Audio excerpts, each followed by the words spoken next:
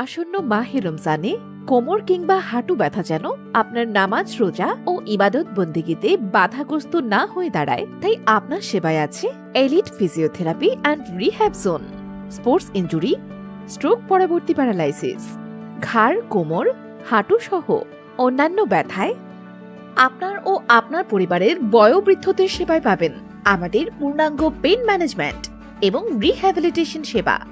Physiotherapy সহ আপনার সার্বক্ষণিক সেবায় গাইড করবেন দীর্ঘদিনের অভিজ্ঞতা সম্পন্ন বিশেষজ্ঞগণ।